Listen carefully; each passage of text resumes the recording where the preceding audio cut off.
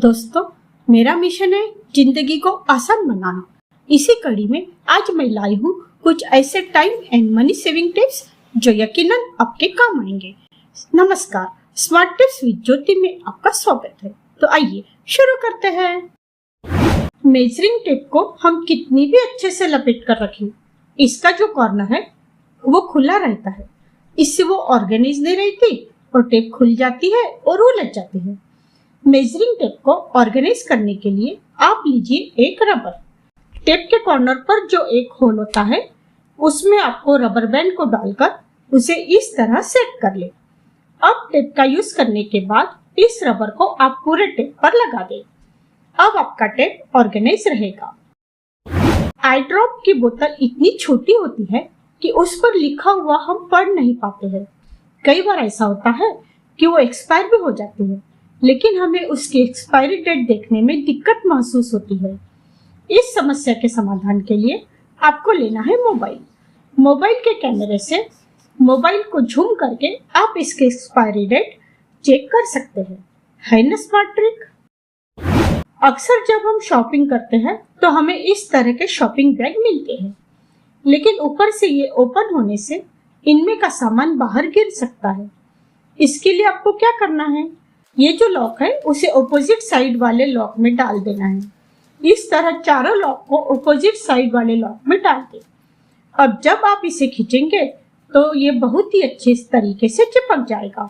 अब इसमें जो भी सामान होगा वो बिल्कुल नहीं गिरेगा। घर में इस तरह के लेसेस रहते ही है। इन्हें हम रोल करके रखते भी है तो वे खुल जाते हैं और आपस में मिल जाते हैं।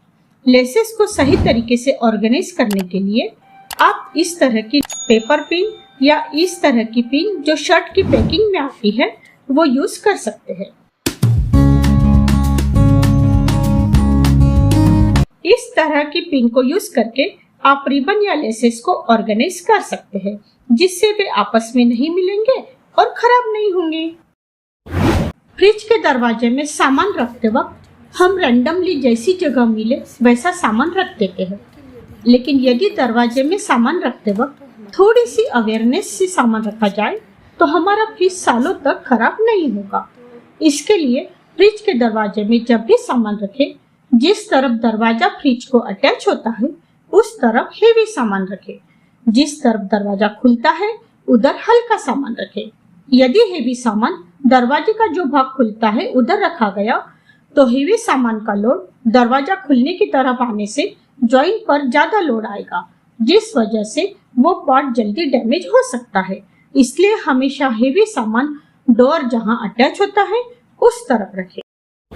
जब हम खलबत्ते में कोई चीज कूटते हैं तो वो इस तरह से उछलकर बाहर आ जाती है।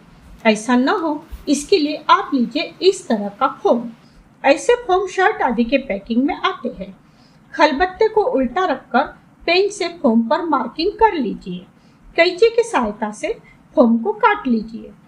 फिर फोम को बीच में से भी ऐसे काटे कि बीच में एक होल बन जाए। अब जब भी आपको खलबत्ते में कुछ भी कूटना हो तो वो चीज खलबत्ते में डालकर खलबत्ते पर फोम रखें, फिर कूटें। अब आप जो भी चीज कूटेंगे वो बाहर नहीं आएगी। रोटी, चपाती या पराठा इन्हें स्टोर करने के लिए या टिफिन पैक करने के लिए हम एल्यूमिनियम फॉइल या फूड रैपिंग पेपर का यूज करते हैं। इनकी जगह आप कॉटन नेपकिन का यूज करें। मैंने सूती कपड़ों से इस तरह के छोटे छोटे रेक्टेंगल नेपकिन सिल रखे हैं। रेक्टेंगल नेपकिन का ये फायदा होता है कि हमें कंटेनर में रोटी रखने के लिए दो नेपकिन, मतलब एक नेपकिन नीचे और एक नेपकिन ऊपर, ऐसे दो नेपकिन का यूज नहीं करना पड़ता है। एक ही नेपकिन पर इस तरह रोटी रखकर वही नेपकिन फोल्ड करके ऊपर रखा जा सकता है। इन क्लॉथ नेपकिन्स को वॉश करके आप कई महीनों तक यूज कर सकते हैं। इस तरह आपके पेपर नेपकिन की बचत होगी और फाइनली पैसों की भी बचत होगी। मैं कभी भी टिफिन में रोटियां एल्यूमिनियम फॉइल में लपेट कर नहीं देती। फॉइल पेपर में गर्म खाना पैक करने से वो खाने से आयरन और कैल्शियम जैसे पोषक तत्वों को सोख लेता है और एल्यूमिनियम के केमिकल खाने में मिल सकते हैं। इसलिए फॉइल पेपर की बजाय हमेशा क्लॉथ नेपकिन का यूज करें। फ्रिज को लेकर ज्यादातर लोग एक और मिस्टेक करते हैं। हम फ्रिज खोलकर खड़े हो जाते हैं और फिर सोचते हैं कि हमें आज क्या बनाना है। ये बहुत ही गलत है। इससे बिजली बहुत खर्चा होती है। वैसा देखा जाए तो हमें पहले से ही पता होता है कि फ्रिज में कौन कौन सी सब्जियां रखी है। बाई चांस एक आध बार ही ऐसा होता है कि हमें पता नहीं होता कि फ्रिज में क्या क्या रखा है।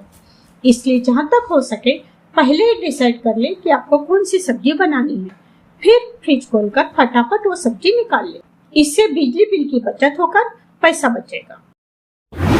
हमारे पास इस तरह की जो पेपर शीट होती है उस पर हम जनरली एक रबर बैंड लगा देते हैं, लेकिन ऐसा करने से पेपर शीट किनारे से फट जाती है और जहाँ पर रबर बैंड लगा होता है वहाँ पर पेपर पर सिलवटें पड़ जाती है। इसके लिए आप रेगुलर रबर बैंड ना यूज करके इस तरह के कॉटन रबर बैंड मतलब वो यूज करें। कॉटन रबर बैंड ठीक होते हैं और वो काफी सॉफ्ट होते हैं। कॉटन रबर बैंड लगाने से पहले पेपर शीट पर इस तरह से एक पेपर का टुकड़ा लगाकर फिर रबर लगाएं।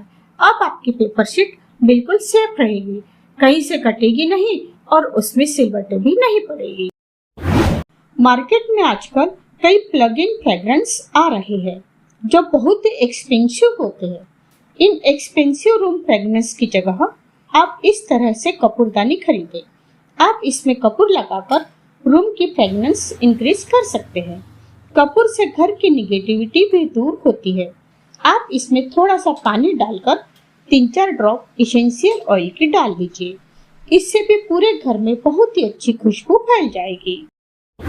घर के बाहर मोबाइल चार्ज करने के लिए पावर बैंक एक यूजफुल टूल है, लेकिन कभी कभी जब पावर बैंक धोखा दे दे तो हम चार्जर से ही मोबाइल चार्ज करते हैं। लेकिन कभी कभी घर के बाहर जब हम ट्रैवलिंग करते हैं तो चार्जिंग पॉइंट के पास मोबाइल को रखने की जगह नहीं मिलती, तो ऐसे वक्त मोबाइल को पॉलीथीन में डालें।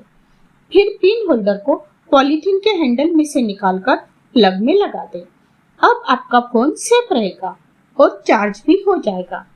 इसके लिए हमें कुछ भी एक्स्ट्रा नहीं करना पड़ा। सिर्फ एक पॉलीथीन का यूज करके हमने मोबाइल चार्ज करने का जुगाड़ कर लिया। दोस्तों, इन ट्रिक्स में से कौन सी ट्रिक आपको ज्यादा पसंद आई या कौन सी ट्रिक आपको पहले से पता थी, कमेंट करके जरूर बताएं। फिर मिलेंगे अगले वीडियो में। जय श्री कृष्ण।